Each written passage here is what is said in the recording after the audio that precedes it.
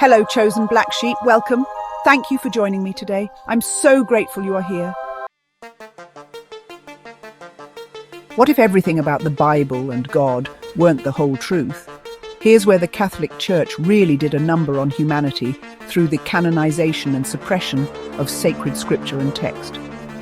In the 4th century, groups such as the Council of Rome and later the Council of Carthage played roles in defining the canon.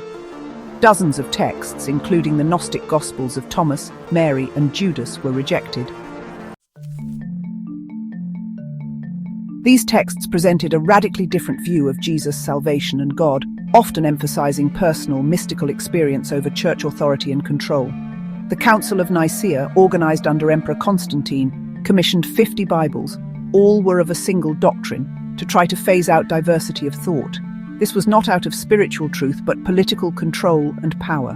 If we all were unified in our beliefs, we would be easier to control, treating us as if we were animals in cages, being fed a few scraps, but none that would reveal the true power of the divine spark of source inside ourselves. For over 1,000 years, the Catholic Church restricted the Bible to Latin, the language of scholars and clergymen, not of common people, and translating the Bible any other way, or even reading it in a different, more understandable translation, was punishable by death. In the 14th century, John Wycliffe translated the Bible into English, and after his death, the Church exhumed his body and burned it. William Tyndale, another translator, was strangled and burned in 1536. Chosen black sheep, why do you think this happened? Why would a church so prominent and widespread choose to deceive its members? Well, it gets much worse, honestly. Scribes and theologians often edited texts to fit evolving narratives and doctrine. They added or modified certain verses and phrases. This church, you see, put themselves in the middle of God and humanity for only one reason: to control the masses and keep them in bondage. They knew if they could keep you in the dark about who you truly are, and that the divine spark of God resides within you, they could keep you bound forever in a three-dimensional, low-vibrational existence of forgetfulness, incarnating over and over because you do not know who you truly are, or that the divine spark of source resides within you. All religions are structured around control, the control of your thoughts, feelings, and emotions, so that you would never discover the divine source inside yourself, so that you would never know all power lies within you. Because when people are self-empowered, they cannot be controlled. While I will always cherish the Bible, I use discernment while reading it, because what men of the church rewrote and left out is, well, one of the most important and life-altering figures that ever was, and that is the divine Sophia, who I believe was Mary Magdalene on earth, who was a spiritual leader and prophetess. Also, that salvation comes through gnosis, or direct knowledge, or the awakening to the remembrance of the divine spark of source within you. This will never be found through your obedience to any religion. No religion can or will awaken you into the remembrance of yourself, making you aware that the divine spark of source resides within you now. You must seek to awaken this within yourself. No religion can do this for you through scare tactics and control. Chosen black sheep, what if everything you've been told about God, especially about the God of the Old Testament, wasn't the whole truth? What if the wrathful, vengeful, jealous deity of the Old Testament wasn't the true and divine source, but a lesser counterfeit being who was behind this enormous debacle of devious narratives and hidden truths to keep you in the dark, controlled, and down to a three-dimensional, low-vibrational existence, using dark forces and energy to blind and control everyone and everything in the material realm? In Gnostic tradition, before the material world existed, there were only realms of light called the pleroma. From these realms of light emerged countless eons, or beings of immense wisdom and love. Among these beings was Sophia, the pure embodiment of divine wisdom. Sophia, desiring to know the divine source more fully and create in its likeness, acted alone without her divine counterpart, breaking the cosmic harmony.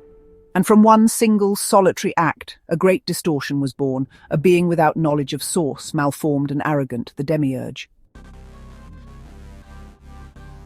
Sophia, grieving and in turmoil, cast the Demiurge into the lower, more chaotic realms, but he already carried a fragment of her divine light.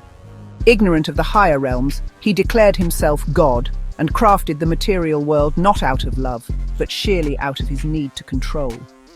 Shaping this world in chaos, a prison to the divine spark, a false reality of forgetfulness and deception. Then he created humans, physical vessels to house these sparks, all to take their light to sustain his greedy appetite, stealing power through deception. Now, I'm sure many of you are asking the question, if this is a false reality, why would divine sparks of light choose to enter the material realm here on Earth? Well, we chose to enter this realm to experience contrast, to truly know the light by moving through the darkness. We came here to recover lost fragments of the divine light. Through the awakening of the divine spark within us, we reignite fragments of the divine that have been previously lost. We chose this realm as a way to transform and transmute our shadows by igniting and awakening the divine spark within us. We came here to find our way back to the divine source within, by walking through the fires of experience to remember the divine light within us. And lastly, we came here to participate in the healing of Sophia, the divine feminine, whose light each one of us carries within us. Chosen black sheep, we're not here by accident. We chose to enter this existence to ignite the spark of divine fire within ourselves. We may have been asleep in a three-dimensional body, but we came here to awaken into the limitless potential within ourselves, to remember our divine origin and become aware of the divine spark of source residing inside ourselves. The Demiurge and his archonic system of illusion will do anything to prevent the awakening of humanity.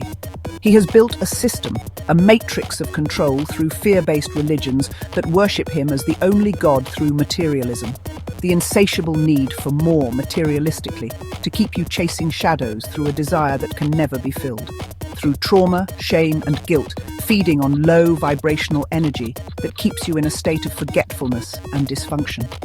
And lastly, by placing a veil of ignorance over all truth, to shield you from ever knowing that you are the divine spark of source within you.